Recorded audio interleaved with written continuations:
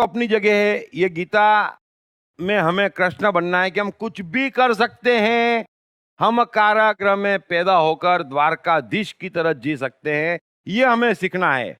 कोई सामने आ जाएगा तो उसको ठीक कर सकते हैं, हम हारेंगे नहीं, ये हमें सीखना है गीता में। लेकिन हमारे अर्जुन दुर्योधन को कमजोर करेंगे तो ये कृष्ण प्रकट होगा। तो मेहरबानी करके समझ लेना, साइकोलॉजिकली अर्जुन ज्यादा खतरनाक है, दुर्योधन कम खतरनाक है। क्योंकि अगर आप कर लेंगे और जानते हैं कि आप गलत कर रहे हैं और कर लेंगे, तो एक दिन करना बंद भी कर देंगे। लेकिन आप गलत करते जाएंगे, छिपाते जाएंगे, लॉजिक देते जाएंगे और करते भी चले जाएंगे, है ना। सुबह चोरी करेंगे, शाम को मंदिर पहुंच जाएंगे, तो ये ज्यादा खतरनाक सिस्टम है। अगर आप सोचते हैं कि यार चलो आपको धर्म में भगवान में रस है, तो थोड़ा उसका भी तो ख्याल रखो, कैसी फ्रीक्वेंसी लेके जाना इतना तो सोचो। अभी सुबह सुबह गलत कार्य किया है, किसी को परेशान किया है, चलते रास्ते किसी को दबाया है और शाम को मंदिर भी पहुंच गए, बड़े हिम्मत वाले हो यार। और ऐसी हिम्मत हम दिखाते, ये हमारे अर्जुन है, ये हमारा अर्जुन का गुण है। सो तीनों चीजों को पहचानो। तो कृष्ण कह रहे हैं कि असत्य की सत्ता नहीं है और सत्य का अभाव नहीं है। आप भी अपना सत्य देखो, दूसरे का सत्य देखो, प्रकृति का सत्य देखो, चारों ओर सिर्फ सत्य है। कोई कुछ भी कह ले, अरे आप किससे मिलके आ जाओ, मैं जानता भी नहीं आप किससे मिलने गए, या चलो गए कि नहीं गए, आप बोलो और मैं बता दूंगा कि आप क्या करके आए। कैसी बात करते हो? अरे बोलने में प्रकट हो जाता, कहीं छिपता। सिर्फ आंख जगाओ कि झूठ कैसे बोलेगा कोई। पहले हमको झूठ बोलना बंद करना पड़ेगा, तब जाके दिखना शुरू होगा। तो झूठ कोई बोल नहीं सकता, असत्य की सत्ता नहीं है, कृष्ण कह रहे हैं। और तू अपने सत्य में जी। और तू अगर ये मान रहा है, अर्जुन प्यारे, अगर तू ये मान रहा है कि सामने युद्ध है, मौत है, और तू यहां से भाग जाएगा तो तेरे दुख दर्द मिट जाएंगे, तो ये तेरा भ्रम है। इस दुनिया में कोई टेम्पररी सॉल्यूशन नहीं है। अगर तेरे इंद्रियों ने युद्ध से आज कनेक्शन किया है, अगर तेरी इंद्रियों ने आज मौत से कनेक्शन किया है और डर गया है, तो यही तेरी इंद्रियां कल किसी और से कनेक्ट होगी और फिर वहीं के वहीं आ जाएगा। ये जीवन का अंतिम दुख नहीं है। बड़े ध्यान से समझ लेना, हमको भी जब कष्ट आता तो हम सोचते इस वजह से कष्ट है, मेहनत करके इस कष्ट को दूर करते, कष्ट को हमको निकाले 2 घंटे हुए होते और दूसरा कष्ट दस्तक दे देता। क्यों? तो ये कोई सॉल्यूशन नहीं है कि युद्ध से भगूंगा तो मेरा जीवन बन जाएगा, वो भी सॉल्यूशन नहीं है। कृष्ण कह रहे तो असत्य की बात कर रहा है फिर से। युद्ध तेरा गम नहीं है, मौत तेरा गम नहीं है, तेरा गम ये है कि तू अपने आप को इन चीजों से कनेक्ट कर रहा है। बड़े ध्यान से समझ लेना, तो तू आज युद्ध से कनेक्ट कर रहा है, कल द्रौपदी से कनेक्ट करेगा, परसों कीर्ति से कनेक्ट करेगा, नरसू किसी और चीज से कनेक्ट करेगा। 40 साल कनेक्ट कर करके रोया कि कौरव ऐश कर रहे हैं और मैं कुछ नहीं कर पा रहा, कौरव ऐश कर रहे हैं और मैं कुछ नहीं कर पा रहा। तो ये जो कनेक्शन है तेरा, कभी द्रौपदी का रोना लेके आता, कभी किसका रोना लेके आता, कभी भीम का रोना लेके आता। कितनी बार कृष्ण के सामने कितनों की शिकायत लेके गया है, कोई पहली बार तो नहीं है। तो ये ना होता तो कोई दूसरा गम होता। कृष्ण ने कितना बढ़िया कहा कि जब तक तुम्हारी इंद्रियां बाहर के विषयों से प्रभावित होती रहेगी, तब तक तेरे कष्ट दूर नहीं होने हैं। आज युद्ध है, कल कुछ और आएगा, है ना। आज युद्ध है, कल कुछ और आएगा, लेकिन जब तक हम बाहर से प्रभावित होते रहेंगे, तब तक ये कष्ट अर्जुन तुझे सहना पड़ेंगे। इस वजह से भी तू युद्ध से नहीं भाग सकता, क्योंकि युद्ध कारण नहीं है तेरे कष्ट का। बड़े ध्यान से समझ लेना कृष्ण की बात। हम भी शॉर्टकट सोचते, गलत सोचते। कृष्ण को पूर्ण सत्य में इंटरेस्ट है, पूर्ण सत्य कहते हैं। तो कृष्ण कह रहे हैं कि ये भी असत्य है कि युद्ध में कोई खराबी है, युद्ध में कोई खराबी नहीं है। कृष्ण सारे सन्यास की बातों पर एक करारा चांटा मार रहे हैं कि किसी वस्तु से दुख है तब तो तुम्हें सन्यास में इससे ज्यादा दुख होगा, क्योंकि कोई वस्तु ऐसी हो ही नहीं सकती जो तुमको कष्ट दे दे और कहो कि बाबा हम तो सन्यास ले लेंगे। वो होने वाला नहीं है। और आप देखो इनको कितने दुखी हैं, कितने दुखी हैं। थोड़ी सी आंख जगाओ, अधिकांश लोग भयंकर परेशान हैं। इंसान की परेशानी भीतर होती है, जरा झांकना मालूम पड़ जाएगा। क्योंकि परिस्थिति परेशान नहीं कर रही है, कोई व्यक्ति परेशान नहीं कर रहा है। अरे गरीब से गरीब एकदम मस्ती में जिए हैं और अमीर से अमीर भी रोते रोते मर मर के जिए हैं। सो ये कोई क्राइटेरिया नहीं है। सवाल ये है कि जो कुछ भी घट रहा है वो आपको भीतर असर कर रहा है, तो कष्टों का अंत नहीं है। मैं उम्मीद करता हूं कि यह बात आप अच्छे से समझ गए होंगे।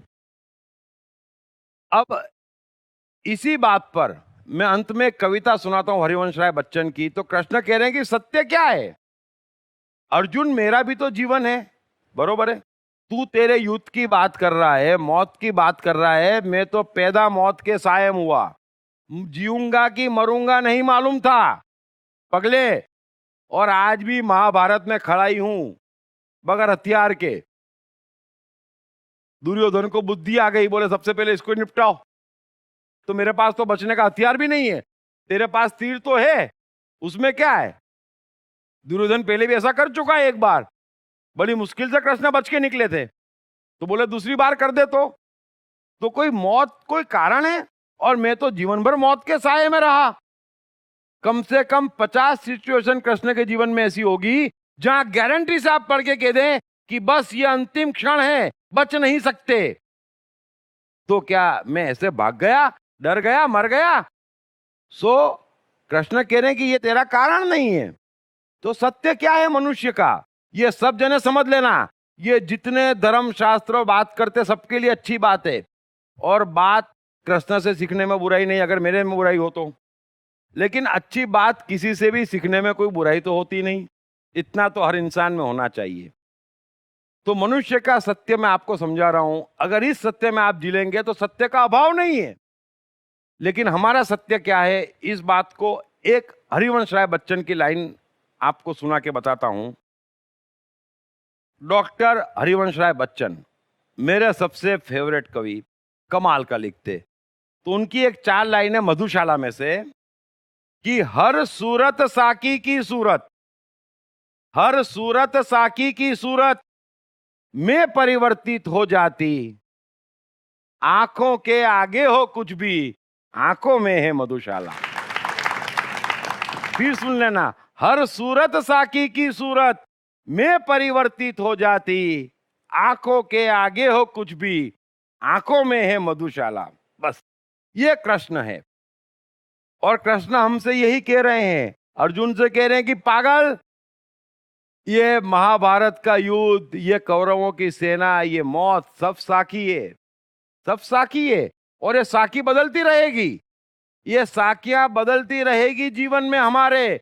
रोज 50 साकी आती, ऑफिस आती, कुर्सी आती, कटकट आती, नुकसान आता, नफा आता, ये साकियां तो बदलती रहेगी। लेकिन हर सूरत साकी की सूरत, तू उसे अलग अलग मत मान। हर सूरत साकी की सूरत। अरे मुझे देख, मैं पैदा हुआ उसके पहले मेरे 7 भाई बहनों का वध हो गया, और उन बेचारों की तो कोई गलती भी नहीं थी। इंतजार तो मेरा कर रहा था कंस, मेरा मामा। ये तो मैं बच गया। तो बचने के बाद कितने लोग मुझे मारने आए। उसके बाद में जरासंध कितने साल मुझे दौड़ाया। अरे नरकासुर, तो कभी श्रृंगलव, तो कभी क्या, तो कभी क्या। मेरे पीछे मेरी जान के दुश्मन तो किसी ने छोड़ा ही नहीं है मुझे। तो दुर्योधन ने कितना दौड़ाया, किसी ने छोड़ा मुझे? तो क्या हो गया? अरे पगले, ये जीवन है। मैंने तो पहाड़ी में 6 साल बिताए जहां खाने को नहीं मिलता था, अकेले, वो भी कोई नहीं, साथ में बलराम। और बलराम मतलब सुबह शाम कृष्ण को डांटे तेरे कारण यहां फंस गए, तो बोले और जीना मुश्किल, अकेले तो आसान हो जाता था। ऐसा ऐसा समय गुजारा लेकिन मेरे लिए हर सूरत साकी की सूरत है। अरे पगले, गोपियों के साथ रास करो हैं या हथियारों से महाभारत खेलो, क्या फर्क पड़ता है? जो सामने है वो तो साकी है। हर सूरत साकी की सूरत में परिवर्तित हो जाती है। राधा आती राधा, कुब्जा आती कुब्जा, 56 भोग मिलते आ, फिर सूखी रोटी मिलती आ, और कुछ नहीं मिलता, वाह वाह वाह वाह है। तो कृष्ण कह रहे हैं कि अर्जुन, मेरे जीवन में जितने कष्ट आए, अगर किसी मनुष्य के जीवन में उससे हजारों भाग के कष्ट आ जाए, वो एक बार ना हंसे और पगले में आज तक रोया नहीं हूं है? तो किसको सिखा रहा है कि ये युद्ध है, ये है, ये सेना है, ये शास्त्र है? अरे छोड़, हर सूरत साकी की सूरत में परिवर्तित हो जाती। 56 भोग मिलता तो खाने के मूड में आ जाता, सूखी रोटी मिलती थोड़ी डाइट कर लेता, और नहीं मिलता तो सोचता चबाने से छूटे, जान छूटी। हर सूरत साकी की सूरत में परिवर्तित हो जाती। अरे पगले, मैंने 8 शादियां की, 56 संतानें थी, सारे शास्त्रों में संतानों के नाम है, उनकी पत्नियों के नाम है, तो हर सूरत साकी की सूरत में परिवर्तित हो जाती। बड़े ध्यान से समझना कृष्ण का जीवन। वृंदावन में ऐसा लगता था मैं तो वृंदावन का ही हूं।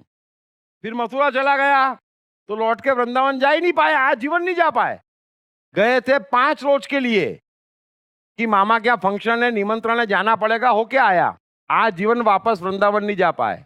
तो क्या हो गया, मथुरा मेरी साकी। फिर मथुरा से गए द्वारका तो द्वारका साकी।